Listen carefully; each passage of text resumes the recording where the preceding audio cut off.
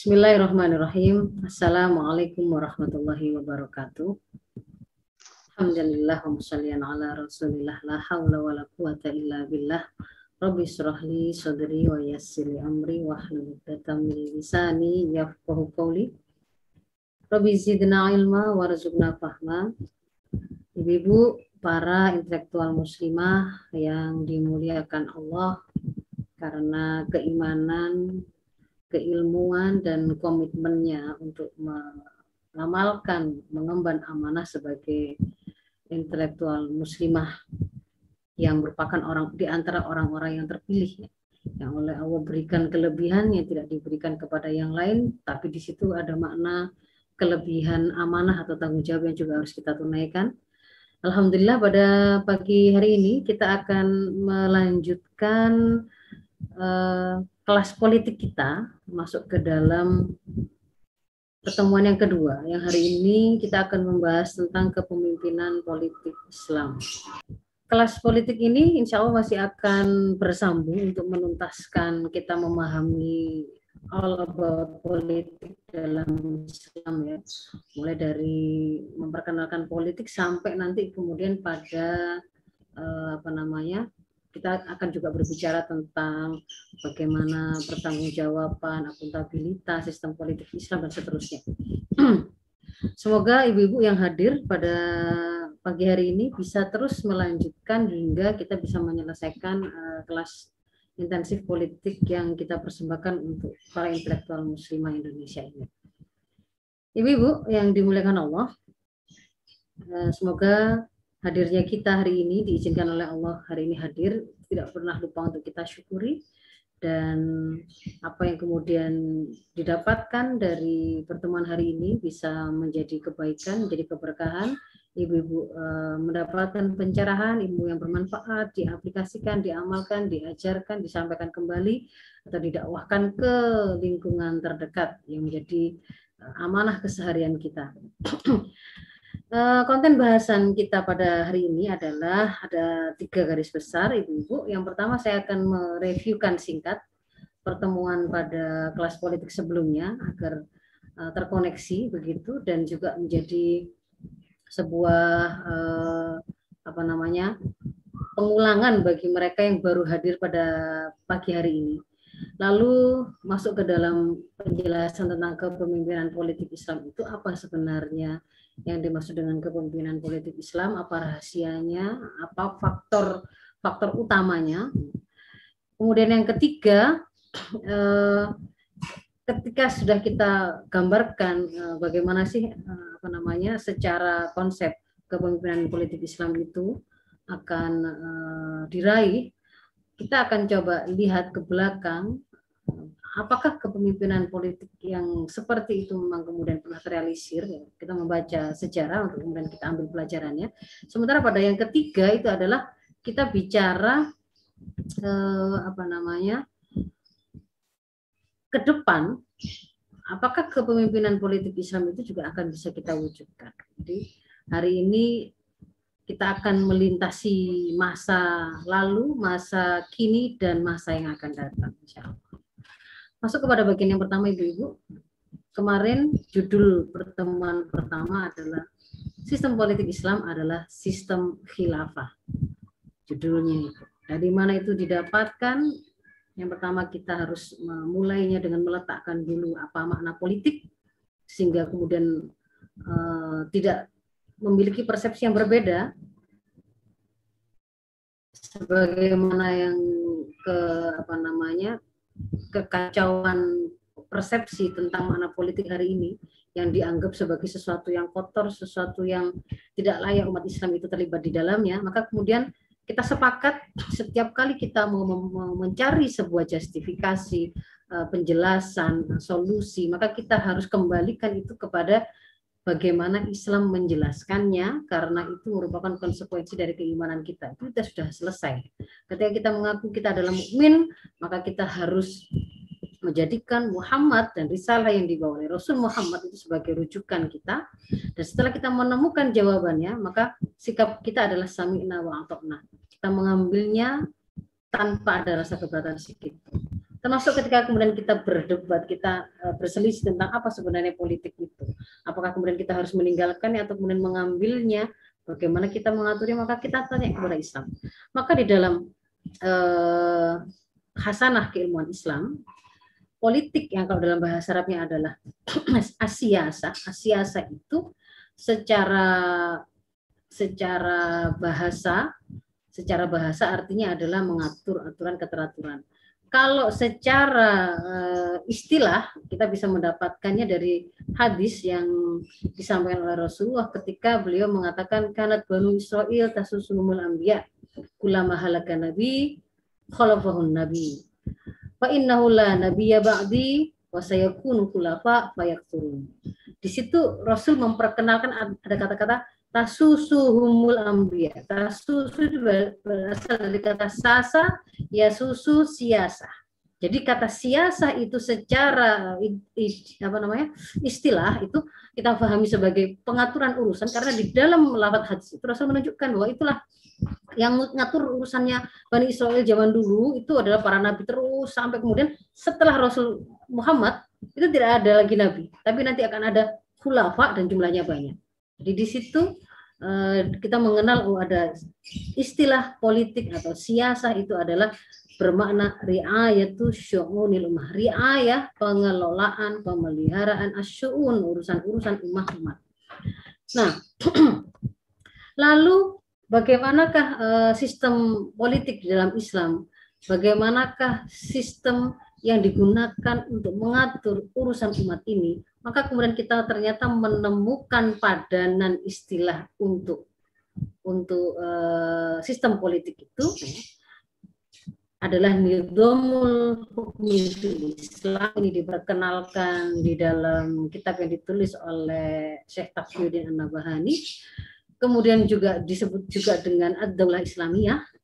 Sementara para ulama terdahulu menyebut kata istilah khilafah itu dengan sinonim al-imamah atau darul Islam atau amir, imaroh atau amirul mukminin. Nah, apa yang dimaksud dengan khilafah itu? Khilafah itu adalah riasatun amatun lil muslimina jami'an, kepemimpinan yang bersifat umum untuk seluruh umat Islam, berarti dia umum, berlaku untuk seluruh umat Islam dimanapun. Maka di sini melintasi batas nation, melintasi batas kesukuan ataupun jazirah tertentu, tapi dia bersifat global di mana di situ ada kaum muslimin, maka kepemimpinan atas mereka yang akan menyatukan mereka dalam satu ketaatan itu adalah al-khilafah. Diapakan, dipimpin untuk apa kaum muslimin itu?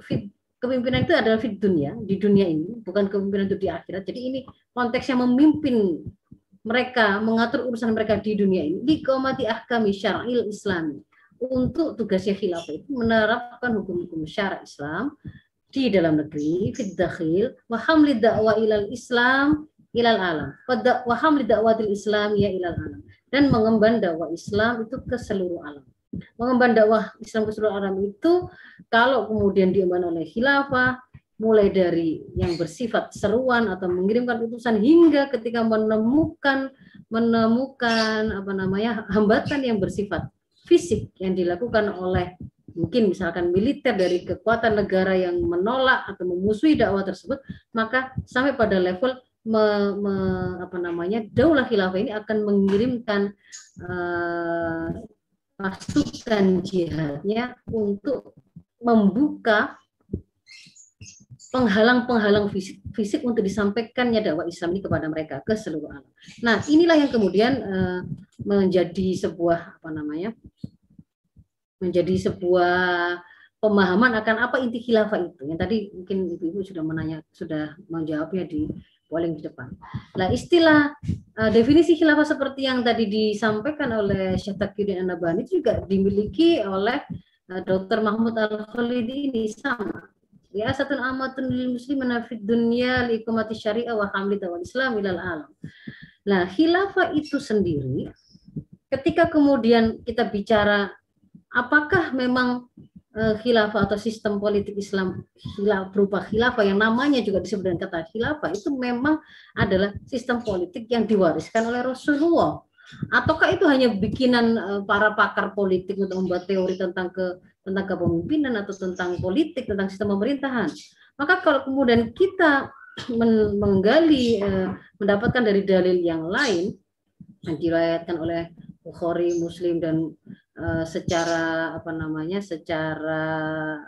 secara makna itu diriwayatkan oleh mutawatir ya, bahwa Rasul mengkabarkan ya, takunu fikum nubuwah ya, bahwa akan ada di tengah-tengah kalian itu masa kenabian selama Allah menghendakinya ada, dan kemudian Allah akan mengangkatnya, dan kemudian sumatakuna khilafatun ala minhajin nubuwah. Kemudian setelah kenabian itu dicabut oleh Allah, Allah menggantikan setelahnya akan ada namanya khilafah ala minhajin nubuwah, sampai pada masa di mana Allah itu ada untuk dicabut kembali. Nah, saya berhenti sampai di situ dulu. Nah, di situ diperkenalkan dalam hadis itu ada kalimat khilafah ala minhajin nubuwah. Maka ketika kemudian disebut ada kata khilafah, sementara khilafah itu secara bahasa juga bermakna adalah pengganti, ala berdasarkan manhaj kenabian, maka ini menunjukkan bahwa khilafah yang kemudian digali dari hukum-hukum Islam ini, apa yang kemudian kita gali, nanti kita akan tunjukkan dalilnya dari apa, begitu ya, dari Al-Quran, hadis berupa akwal, af'al, takdir Rasul sampai ijma sahabat, itu sebenarnya adalah sistem pemerintahan yang memang ditinggalkan oleh Rasul, diwariskan oleh Rasul. Karena dia nanti ketika ada kata alamin haji nubuwah, berarti dia itu hanya akan mengikuti metode kenabian, bukan sesuatu yang kemudian kita cari cantolannya kepada teorinya apakah itu teorinya Karl Marx atau teorinya J.J. Rousseau atau teorinya Adam Smith atau siapapun, enggak, Montesquieu atau siapa, enggak, tapi itu adalah khilafah yang akan melanjutkan misi kenabian yang dibawa oleh Rasulullah. Nah, jadi definisi tersebut, maka inti dari khilafah itu ya ini ukhuwah, karena dia akan menyatukan umat Islam secara global yang dia bisa jadi terdiri dari beragam suku, bangsa, bahasa, ras, wilayah, ya, benua, disatukan dalam satu ketaatan, satu kepemimpinan, sehingga kemudian ukhuwah Islamiyah, persaudaraan Islam itu tidak hanya kemudian hanya sebatas dalam rasa, tetapi saya pada level sifatnya real, karena di situ bahkan akan bisa diimplementasikan dalam bentuk kebijakan untuk mewujudkan ukhuwah itu. Misalkan satu serangan terhadap wilayah kaum muslimin dimanapun atau negeri muslim dimanapun, bermakna juga serangan kepada seluruh negeri muslim yang lain. Kalau hari ini ketika tidak ada khilafah, ukhuwah pembelaan kita untuk kita lakukan itu tidak bisa terwujud, karena ternyata kemudian kita dibatasi oleh secret nation, karena ada kepemimpinan yang berbeda, ada interest yang berbeda dan seterusnya. Maka dengan khilafah itu ukhuwah itu akan terwujud, persatuan itu akan terwujud secara real, secara hakiki. Lalu yang kedua adalah syariah, karena dia di dalam negeri dia bertugas untuk mengemban dan menerapkan syariah secara kafah. Lalu yang ketiga adalah dakwah, karena visi politik luar negeri khilafah itu adalah dia mengembannya ke seluruh alam. Itu sesuai dengan ketika Allah memberikan kabar wa ma arsalnaka illa rahmatan lil alamin. Rasul itu diutus untuk menjadi rahmat bagi seluruh alam. Menjadi seluruh alam itu artinya berarti Rasul dengan risalah yang dibawa itu harus kemudian tersampaikan ke seluruh alam, dan hanya akan bisa terasa menjadi rahmat ketika dia teraplikasikan ke seluruh alam tersebut. Maka di situ kita melihat harus ada yang mengembannya, memastikan bahwa itu tersampaikan ke seluruh alam. Nah, dari sisi dalil, dari mana kemudian kita sebenarnya khilafah ini kemudian hukumnya apa? Apakah memang harus begitu khilafah itu? Ataukah bisa kemudian kita misalkan republik tetapi menerapkan syariah, kerajaan menerapkan syariah, kesultanan menerapkan syariah, atau mungkin federasi ala Amerika tapi menerapkan syariah? Apakah harus kemudian khilafah yang Yang ala minhajun nubuwah seperti apa? Sekarang kita masih masuk kepada hukumnya. Dari sisi hukumnya, kemudian kita kembalikan lagi kepada dalil. Sebenarnya kalau orang sering menolak dengan mengatakan mana ada dalilnya atau bukti bahwa di dalam Al-Quran itu ada kewajiban tentang khilafah, bahkan kata-katanya saja tidak ada dia mengatakan begitu, maka itu adalah sebenarnya adalah sebuah argumentasi atau sebuah klaim yang salah. Karena kalau kemudian kita membuka kitab Turas, kita membuka hasanah keilmuan dalam Islam, membuka kitab-kitab yang ditinggalkan oleh para ulama, para musyrik, kita akan temukan dalil dari kewajiban khilafah ini berdasarkan Al-Quran, hadis, ijma' sahabat, dan nanti juga ada kias.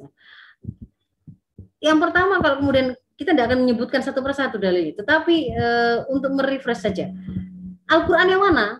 Setiap perintah, setiap ayat di dalam Al-Quran yang berbicara tentang kewajiban untuk terikat kepada syariah secara kafah, atau sebuah perintah untuk menghukumi, mengatur, menyelesaikan persoalan di tengah-tengah masyarakat itu sesuai dengan Islam, atau yang ketiga adalah adanya perintah untuk mentaati ulil amri, maka itu semua merupakan dalil-dalil yang menunjukkan kewajiban untuk tegaknya khilafah berdasarkan Al-Quran. Karena tidak mungkin menerapkan syariah kafah tanpa adanya kekuasaan, dan kekuasaan yang sejak awal tegaknya itu memang dirancang, didesain, dibaiat, diakutkan untuk menerapkan syariah kafah itu ya hanya khilafah itu. Sementara kalau hadis sangat banyak sekali.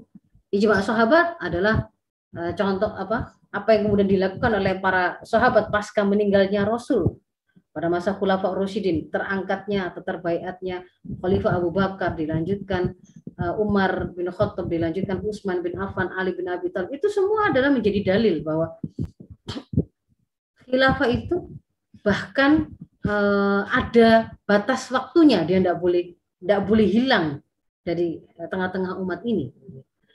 Bahkan kemudian mereka bersepakat menunda pemakaman Rasul untuk kemudian memilih terlebih dahulu siapa pemimpin yang melanjutkan Rasul yang sudah wafat tersebut. Sehingga kalau kemudian mau saya tampilkan di sini sebagai sebuah kesimpulan, dikatakan oleh Imam Ibnu Hazm dalam kitabnya Al-Faslu fil Milal wal Ahwa wa Nihal, dikatakan di sana bahwa semua mazhab Ahlussunnah, bahkan selain Ahlussunnah, Murji'ah dan Syiah dan semua Khawarij itu mengatakan atau sepakat atas wajibnya imamah atau khilafah. Dan khusus untuk Al-Quran itu bahkan ada satu ayat yang keluar kalimat-kalimat khalifah di sana. Bukan khilafah, tapi khalifah kan itu bukan khilafah. Ya, nanti kita tunjukkan. Khalifah di sana. Ketika di Al-Baqarah dikatakan A'udzubillahi minasyaitonir rajim wa idz qala rabbuka lil malaikati inni ja'ilun fil ardi khalifah. Loh, itu kan kisahnya Nabi Adam ketika diciptakan oleh Allah, lalu Allah memberitahu kepada malaikat, saya mau menciptakan khalifah di bumi. Maksudnya Adam itu menjadi khalifah. Itu bukan tentang semua manusia. Maka kalau kita buka tafsir, Imam Al-Qurtubi mengatakan, dan beliau menjadikan ayat ini sebagai dalil untuk menegakkan khilafah. Beliau mengatakan ayat ini nggak hanya membahas Adam, ayat ini membahas seluruh umat manusia. Jadi ayat ini, hadhil ayat aslun fin nasbi imamin wa khalifah. Ayat ini adalah dasar bagi pengangkatan imam dan khalifah, yang imam dan khalifah itu wajib didengar, ditaati, disatukan pendapat di bawah kepemimpinan yang diterapkan hukum-hukum Islam, dan tidak ada perbedaan tentang hal ini di antara umat, di antara para imam, kecuali apa yang diriwayatkan dari Al-Asam. Al-Asam itu disebut Al-Asam karena dia tuli dari peringatan Allah. Ya.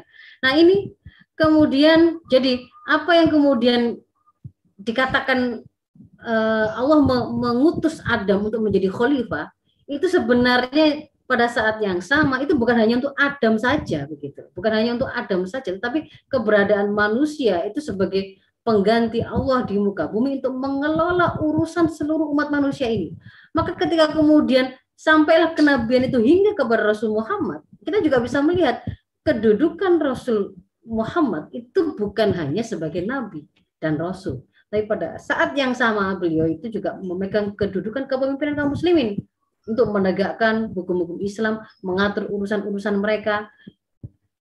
Ketika ada orang yang melanggar minum khamr, dibawa kepada beliau untuk ditegakkan had.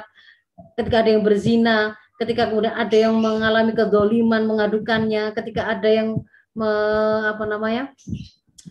melakukan kecurangan di pasar, beliau memberikan ketentuan, memberikan keputusan. Beliau juga yang mengirimkan utusan ke beberapa negara-negara tetangga untuk kemudian menerima Islam. Itu adalah tindakan yang diambil oleh beliau sebagai seorang bukan hanya nabi dan rasul, tetapi juga pemimpin dari kaum muslimin.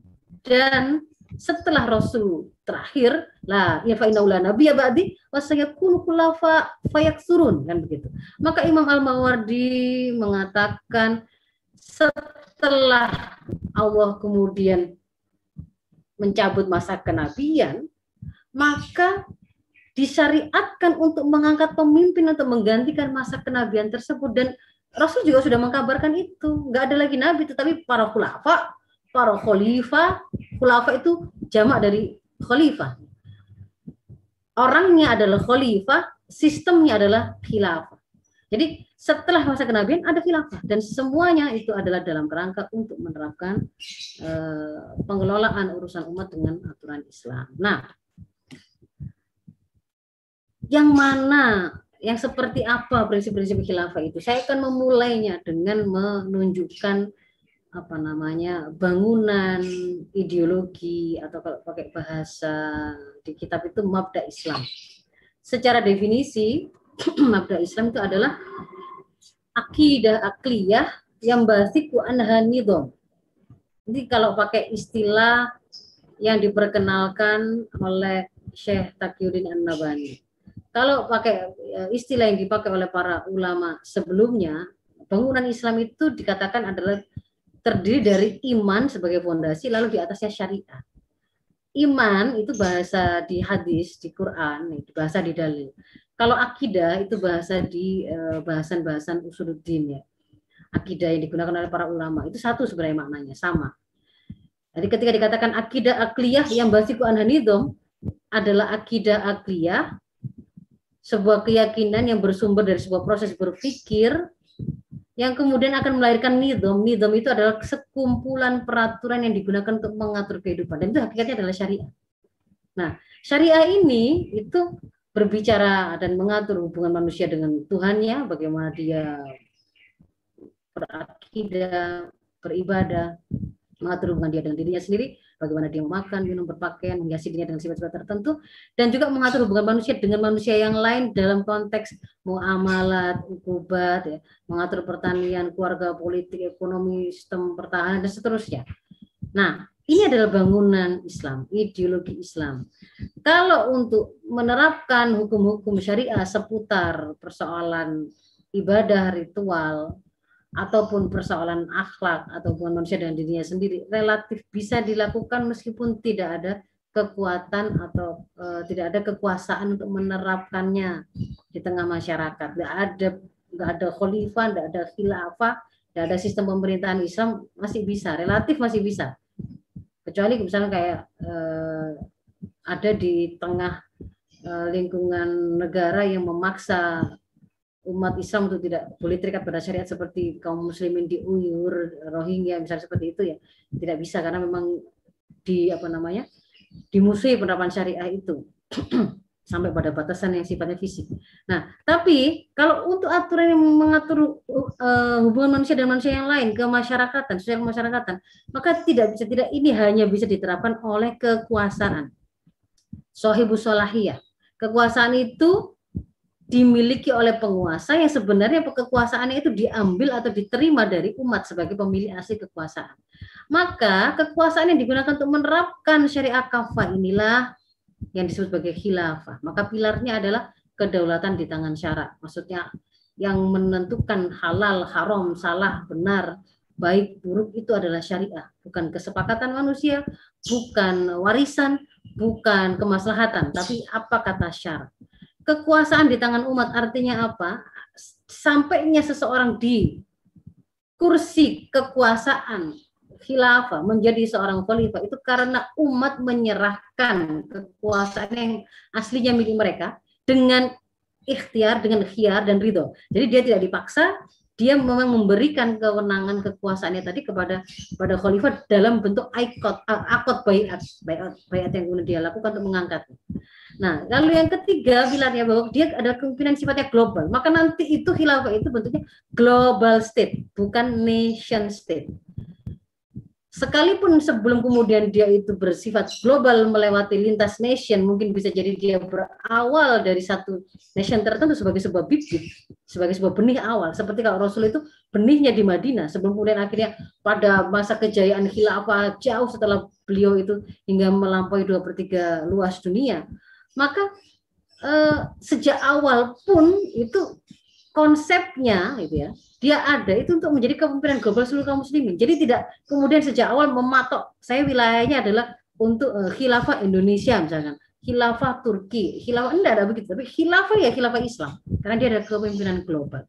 Lalu siapa yang kemudian berkewenangan untuk memilih mana hukum syariat ini dari syariat yang ada untuk kemudian dijadikan hukum positif yang digunakan memaksa rakyat yang untuk diatur urusan dengan aturan itu namanya adopsi hukum atau tabani. Maka otoritasnya itu adalah ada di tangan khalifah. Itu adalah pilar dari khilafah. Nah, strukturnya di masa Rasul seperti apa? Ini adalah strukturnya. Lalu dari apa yang dilakukan oleh Rasul selama beliau wafat, lalu ditambah dengan riwayat sejarah atau tarikhnya Khulafa ar-Rasyidin, yang itu bisa menjadi dalil juga karena di sana ada peluang ijma'us sahabat ada gitu ya.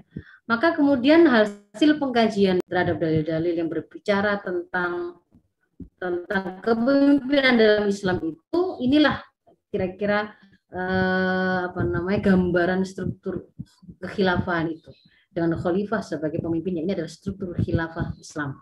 Bagaimana kemudian bisa didapatkan ada pos-pos seperti ini, ada dairah administrasi seperti ini dan seterusnya, itu ada dijelaskan secara detail mulai dari pijakan dalilnya hingga gambaran implementasinya begitu ya. Itu di kitab ini, Ajizatud Daulah Khilafah, yang ditulis oleh dikeluarkan, ditabani oleh Hizbut Tahrir untuk kemudian ditawarkan kepada umat untuk bisa dikaji, dipelajari, dilihat, dicermati apakah memang kemudian benar struktur yang kemudian ditawarkan atau digambarkan oleh Hizb di sini setelah melakukan pengkajian itu adalah semuanya ada pijakan dasarnya, apakah dari Al-Quran, As-Sunnah atau Al-Hadis dalam bentuk aqwal Rasul, af'al Rasul, ataupun diamnya Rasul, ya, takrir Rasul, dan juga ijma' sahabat. Maka di sini semua kajiannya dilakukan. Maka itu adalah bagian pertama dari konten bahasan kita hari ini. Saya masuk ke dalam, setelah paham apa itu politik Islam, apa itu khilafah, bagaimana hukumnya, maka kita akan masuk ke dalam kepemimpinan politik Islam. Kepemimpinan politik Islam itu adalah kepemimpinan daulah Islam atau kepemimpinan khilafah Islam dengan menerapkan ideologi Islam. Nah, ideologi itu kalau saya gambarkan lagi supaya agak mirip dengan sebuah perumpamaan pohon, ya. Di sana ada akar, ada batang, ada daun bunga buah dan seterusnya. Yang kemudian kita lihat di atasnya itu kan mungkin buahnya, ya. Buahnya, bunganya, dahannya yang kuat dan daunnya dan seterusnya. Tadi sudah saya sedikit singgung, yang dimaksud dengan ideologi atau mabda Islam itu adalah akidah akliyah yang basiku anhanidom. Ada akidah, ada iman, lalu di atasnya itu melahirkan pemikiran-pemikiran cabang menjadi nidom, menjadi sebuah sekumpulan peraturan untuk mengatur kehidupan, sampai kemudian juga melahirkan karakter-karakter tertentu, ya, sifat-sifat tertentu, ya. Ini adalah diagramnya gitu. Kira-kira kalau digambarkan, jadi apa yang kemudian menentukan atau membentuk gimana sih sistem ekonomi yang kemudian akan dipakai untuk mengatur masyarakat Islam, itu ya karena berawal dari dia harus diambil dari syariah, digal dari syariah, syariah itu digal dari syaratnya. Kenapa kok ambil syariah? Kenapa kok mengambil dari syariah itu Al-Quran, As-Sunnah, ijma sahabat dan qiyas? Karena itu adalah konsekuensi iman. Pasti selalu begini. Bagaimana kita mengatur militer kita, gambaran SDM-nya, tentaranya itu seperti apa profilnya, nanti persenjataan seperti harus kita sempurnakan. Bagaimana kita mengatur perbatasan? Itu sebenarnya bukan sesuatu yang mendasar. Itu hanya akan bentuknya akan menjadi seperti apa. Itu ketika ini kita kembalikan pada bagaimana kemudian syariat itu memberikan penjelasan dan kenapa kita mengambil syariat, karena itu ada konsekuensi iman. Yang mengakui, meyakini Allah yang menciptakan kita, alam semesta dan dunia ini adalah Al-Khaliq sekaligus Al-Mudabbir, pengatur kita. Dia sudah menurunkan syariah yang terbaik untuk kita. Sampai kemudian pada tataran bagaimana kita mengatur parenting misalkan, bagaimana kita menghukumi kalau ada kriminalitas yang terjadi di tengah masyarakat, bagaimana kemudian sampai pada tataran bangunan-bangunan apa yang akan lahir begitu ya, bangunan-bangunan fisik seperti apa yang akan lahir, itu juga sifatnya cabang saja begitu. Dia adalah cabang dari rahasianya itu di sini. Rahasianya itu. Ini adalah ideologi Islam yang awalnya ideologi ini bentukannya adalah dari akarnya, yaitu iman atau akidah tadi. Dan bedanya dia dengan ideologi apapun di dunia ini adalah bahwa ideologi Islam ini adalah ideologi satu-satunya yang benar, sehingga ketika ini benar, akarnya itu benar, warnanya sampai ke atas dia benar semua.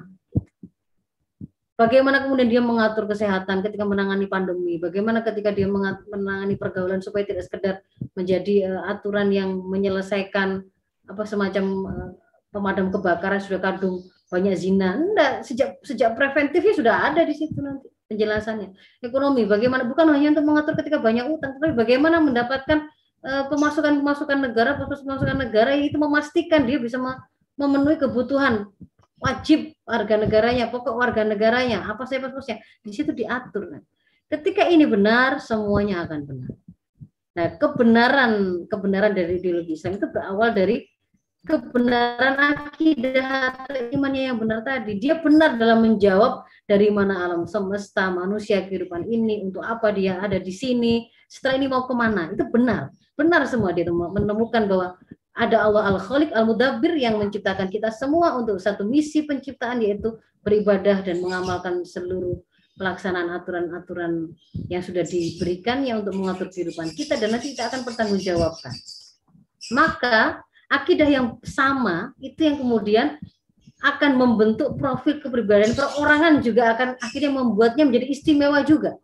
Akidahnya benar, akidah ini digunakan untuk membentuk satu proses berpikirnya yang benar, karena dia hanya akan memiliki pola berpikir yang menjadikan akidah Islam itu sebagai penentu, sebagai patokan, sebagai sebuah informasi yang dia gunakan untuk menafsiri fakta apapun. Apakah saya boleh makan babi, apakah saya boleh minum khamr, apakah boleh berzina, apakah boleh memukul anak di bawah 10 tahun untuk pendidikan dan seterusnya.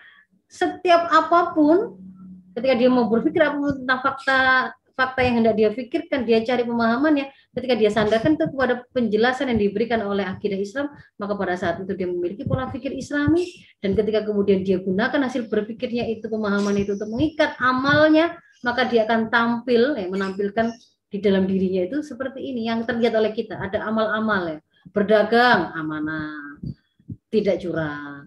Ketika kemudian dia menjadi hakim, dia adil. Ketika dia adalah seorang mujahid, berperang, maka dia adalah orang yang kemudian tidak takut mati. Dia bisa menempatkan posisi al-muhyi al-mumit wallah, bukan karena dia maju perang atau tidak.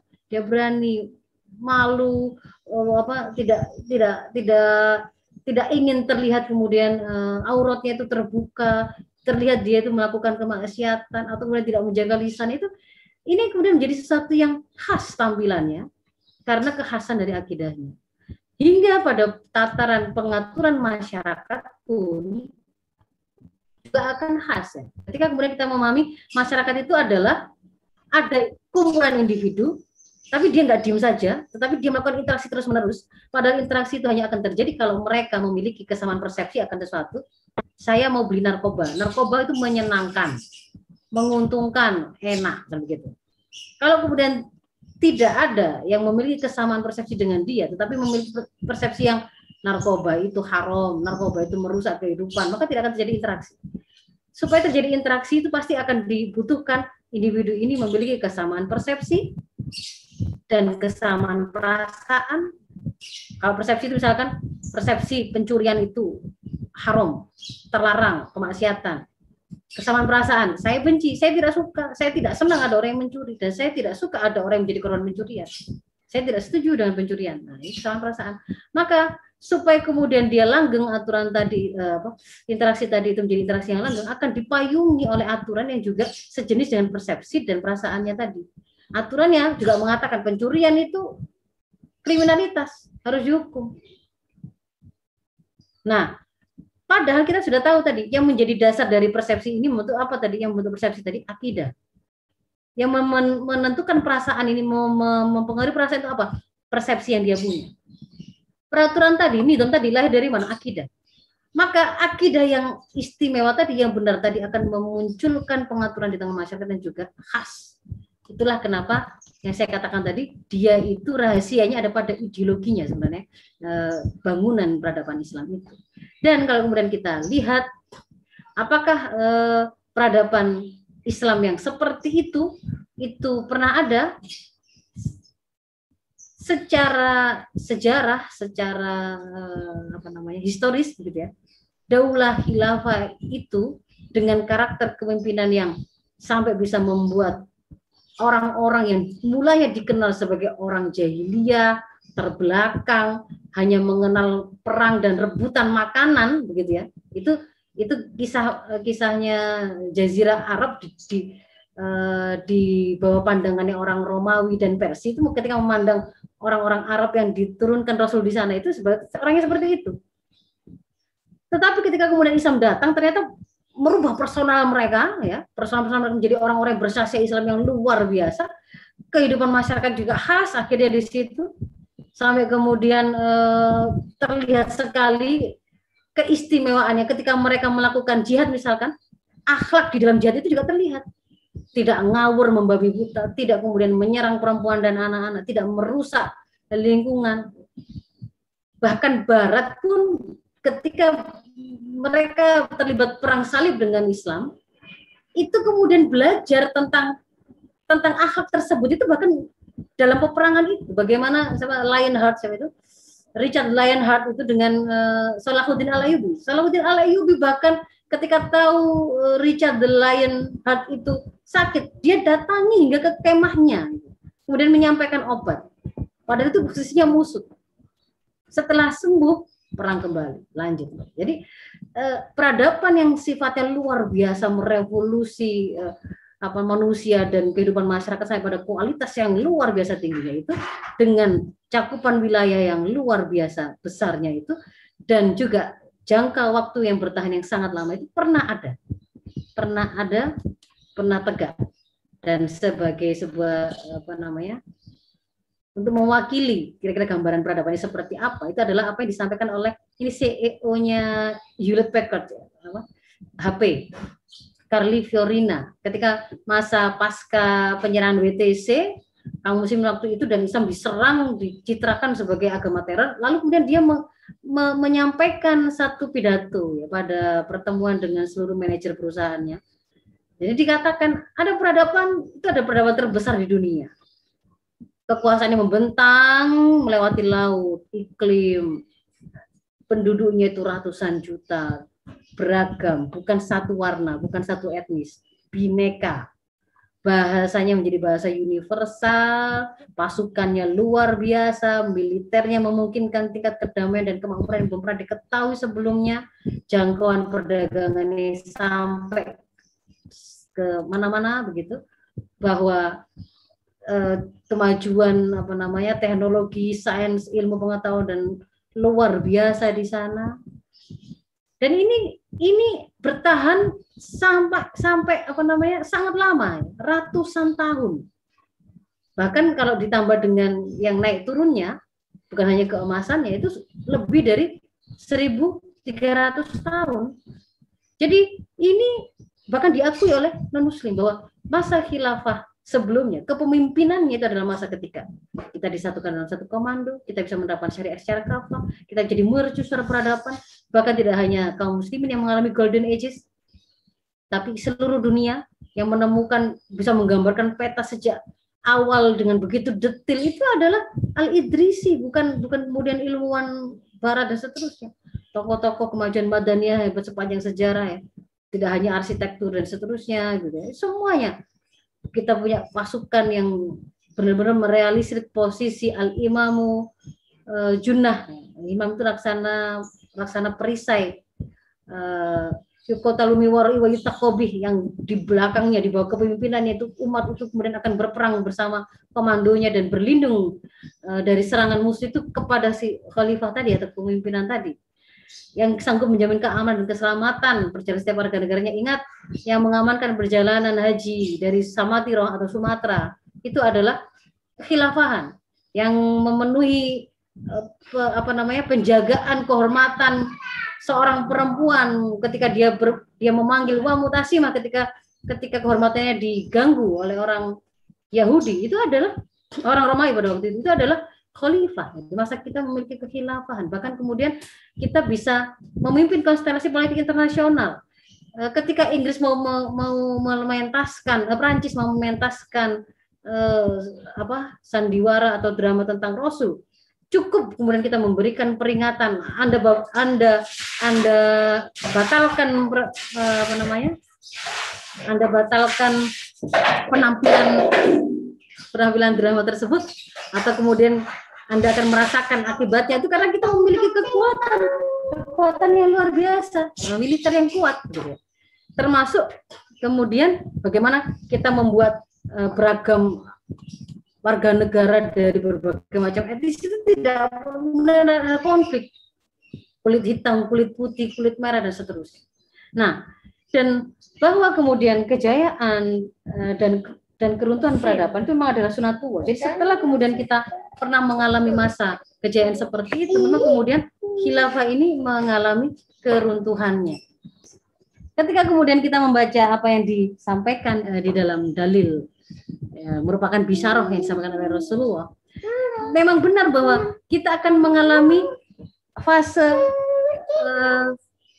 khilafah ala minhajin nubuwah itu tidak hanya satu kali, itu sudah pernah kita alami. Itu adalah fase kedua setelah masa kenabian, dan itu sudah menjadi sejarah kita. Setelah khilafah yang terakhir itu kemudian diruntuhkan, khilafah ala minhajin nubuwah itu sudah hilang, digantikan oleh kekhilafan yang sudah mulai mengalami dan melakukan kedoliman, lalu kemudian runtuh di tahun 1924, digantikan dengan nation state yang kemudian kita ada dalam suasana penjajahan sebagai negara bangsa. Tidak ada lagi yang namanya khilafah dengan kekuatan global yang melindungi dan seterusnya itu, tapi nanti disampaikan akan kembali lagi khilafah ala minhajin nubuwah sebagai fase yang ada di depan kita. Kita ada di fase keempat. Berarti di depan mata kita itu masih ada kesempatan untuk tegak kembali, maka ada kekhilafan yang berikutnya. Itulah mengapa kemudian saya tadi membahas di bagian yang ketiga, kita akan membahas tentang kepemimpinan khilafah Islam untuk di masa yang akan datang. Dan ini bisyarah yang sampai hari ini belum ketemu faktanya. Artinya cara membacanya adalah berarti ini masih ada kesempatan bagi kita untuk menjadi bagian dari mereka yang merealisir kabar tersebut, begitu. Bahwa khilafah ala minhajin nubuwah kedua kan belum tegak. Ada peluang kita menjadi bagian dari pelaku yang menegakkannya, atau mempersiapkan generasi yang akan meninggikan bangunannya, gitu, menjadikannya tersebar ke seluruh alam dan memimpin dunia. Nah, itu masih ada. Mungkin anak saya yang saya siapkan, saya sebagai penegaknya, anak saya akan menghebatkannya. Gitu. Ini ada kesempatan, murid-murid saya dan seterusnya. Lalu nanti khilafah yang akan tegak itu akan membebaskan Al-Quds dan akan membebaskan Roma.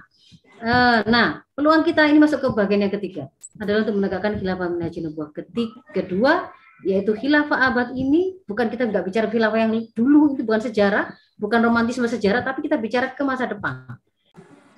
Nah, bagian yang ketiga ini kita akan coba lihat daulah khilafah yang akan tegak lagi. Ini kan berarti zaman ini ya. Mulai tegaknya itu berawal dari existing condition hari ini. Bukan yang kemudian itu artinya adalah mengimport onta sebanyak-banyaknya, merubah mobil berubah jadi kuda dan onta, yang nggak mau memakai dasi gitu. Salah, itu salah total. Ketika kita bicara mau menegakkan khilafah, ini kita bicara khilafah masa akan datang abad ini, bukan kemudian kita bicara khilafah sebelumnya. Itu adalah sejarah yang kemudian menjadi sumber pelajaran untuk kemudian kita, kalau masih berupa dalil berarti bisa menjadi sumber untuk kita menggali hukum gitu ya. Kalau kemudian perjalanan tarikh khulafah yang di sana ada kedoliman, ada kegemilangan, maka itu menjadi pelajaran bagi kita untuk kita ambil bagaimana kemudian mengelola khilafah yang akan datang. Tetapi yang mau saya tunjukkan adalah bahwa khilafah yang akan tegak berikutnya ini adalah khilafah abad 21 ini, yang dia dibangun dengan existing condition adalah hari ini, yang sedang era disrupsi, yang dengan ketinggian teknologi seperti hari ini, lalu lintas informasi seperti dan seterusnya, itu adalah hari ini. Yang kita sudah mengenal komputer, sudah mengenal laptop, sudah mengenal apapun itu ya, artificial intelligence dan seterusnya. Nah, wilayahnya itu adalah, kalau kita bicara tadi dia ri'asatun amatun lil muslimina jami'an, kan gitu kan, kepemimpinan umum untuk seluruh umat Islam di seluruh dunia. Wilayahnya adalah kalau kemudian kita menghitungnya dari seluruh wilayah yang dulu pernah menjadi bagian dari daulah Islam, khilafah Islam dari masa Rasul sampai ke khilafah yang terakhir, terbesar itu sampai di mana, lalu ditambah dengan negeri-negeri Islam yang lain, negeri-negeri Muslim yang lain yang pernah kemudian itu dakwah sampai ke sana, sehingga kemudian dia menjadi negeri Muslim meskipun dia belum pernah menjadi bagian resmi dari daulah Islam, misalnya seperti Indonesia gitu ya, atau daerah Asia Tenggara, itu kan dakwah sudah sampai ke sini, sehingga kemudian kita menjadi biladul muslimin. Nah, maka kalau kemudian digabung, maka inilah kira-kira wilayah khilafah Islam di masa datang. Nah, potensi yang dia punya apa? Kalau seringkali teori tentang kepemimpinan politik itu selalu dikatakan bahwa satu negara akan bisa menjadi pemimpin politik di dunia internasional kalau kemudian dia itu satu sisi dia beres menyelesaikan persoalan dalam negerinya, dia memiliki solusi untuk menyelesaikan dan mengatur urusan masyarakatnya, dia memiliki kekuatan ekonomi yang kuat, dia memiliki kekuatan militer sehingga bisa memaksa negara dan menakuti mereka untuk tunduk pada kekuasaannya, begitu. Nah, dia juga punya penduduk yang besar. Maka kalau kemudian kita bicara calon khilafah Islam masa datang itu adalah adidaya yang memadukan seluruh potensi besar yang akan memang menjadikannya sebagai adidaya. Yang pertama yang tidak dimiliki oleh peradaban yang lain adalah kekuatan ideologinya yang benar. Kekuatan ideologi ini karena dia berasal dari zat yang maha benar, maka asalkan dia itu disampaikan Islam ini dengan fasih takbir, penyampaian yang benar, ungkapan yang tepat, begitu ya. Wadih luwah, bahasa yang jelas, yang bisa dimengerti oleh siapa yang diajak bicara, mau laki, perempuan, tua, muda, kulit merah, hitam, rambut keribu dan seterusnya. Dengan sodik lahja, penekanan yang pas, maka semua itu akan bisa menerima. Arab, wairu Arab, ajam atau Arab, siapapun akan bisa menerimanya. Itu berbeda dengan ideologi yang lain yang kemudian akal itu kadang, misalkan sosialisme, nggak masuk akal orang kok disamakan usaha apapun hasilnya dibagi-bagi sesuai jatah yang ditetapkan oleh negara. Nggak nerima ini. Atau dianggap nggak ada Tuhan, malah nggak cocok. Tapi kalau kemudian ideologi Islam seperti saya terangkan di depan tadi, maka ini menjadi sebuah rahasia terbesarnya. Selama ideologi ini hidup di tengah umat, meskipun bangunan fisiknya hancur, Bapak Ibu, nggak ada bapaknya, mohon maaf, Ibu-ibu, hancur lebur begitu ya, seperti Hiroshima Nagasaki, sebenarnya rahasia dan tulang punggung lestarinya satu kaum, satu bangsa, satu negara itu adalah pada ideologinya. Sakofah yang dia punya, bagaimana kemudian dia akan mengelola ekonominya, pemerintahannya, menjalankan pendidikan, itu yang akan menghidupkannya. Ketika kemudian dia secara fisik itu hancur, bangunan-bangunan fisiknya, begitu ada kesempatan, selama dia masih punya ideologi ini, dia akan bisa segera bangkit dan membangun kembali. Maka Antuna bisa lihat luar biasanya ketika misalkan kita lihat ya, ada misalnya foto-foto yang viral di Palestina itu atau di Suriah, orang-orang sekelompok kaum muslimin sholat di bawah bangunan itu roboh gitu, hanya ada tembok yang miring gitu saja. Captionnya, Anda bisa menghancurkan bangunannya, tapi tidak bisa menghancurkan iman. Bangunan itu apakah kemudian akan bisa bangkit lagi, bisa dibangun lagi? Sangat mudah. Kasih kesempatan di situ, mereka tidak dalam keadaan harus berlari-lari di bawah bom, akan segera terbangun kembali semua hal-hal fisik tadi.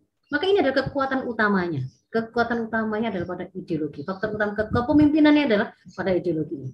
Yang berikutnya, nah, makanya ideologi tidak saya terangkan. Masuk ke yang berikutnya, demografi. Lihat di sini, kalau pakai perbandingan, kira-kira nanti khilafah yang akan datang itu seberapa banyak penduduknya? Ya luar biasa, akan terbesar itu. Prediksi sampai tahun 2050. Kita saja di Indonesia saja kita akan mendapatkan bonus demografi. Di seluruh negeri-negeri muslim bonus demografi, ketika nanti Eropa malah mengalami pertumbuhan minus. Ya. Coba, sini 1072, di sini 600-an. Makna dari demografi ini apa? Ketersediaan tenaga kerja yang akan menggerakkan ekonomi, ketersediaan SDM, tentara yang akan menjaga, menerapkan hukum, menjaganya, mendakwakannya.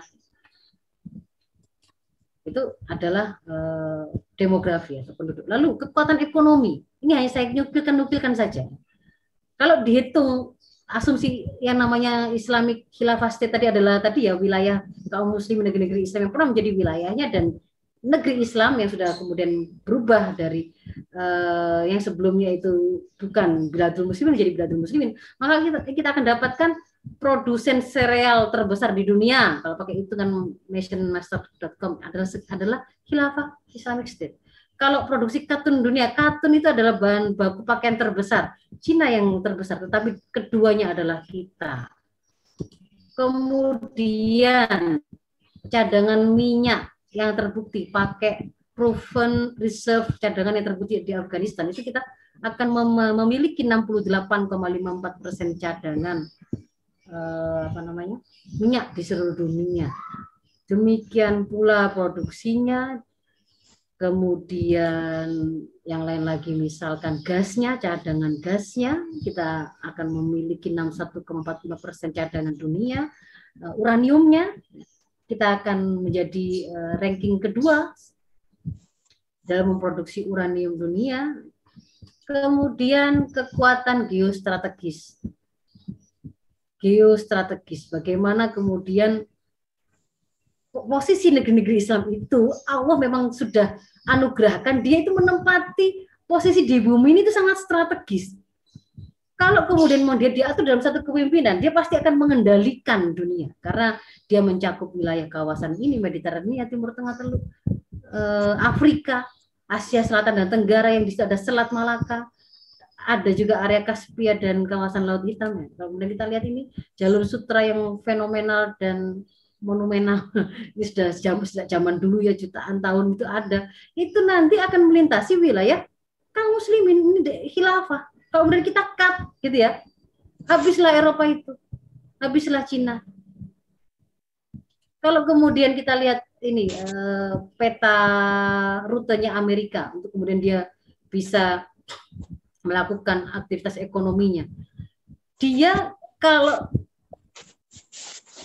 kalau dia melalui yang kanan ini, kalau dia melalui rutenya, kalau melalui Atlantik, kalau menuju Cina, melalui Atlantik, Selat Gibraltar, Mediterranean, ini kira-kira dia akan menempuh total sekian, 11 mil, 22 hari.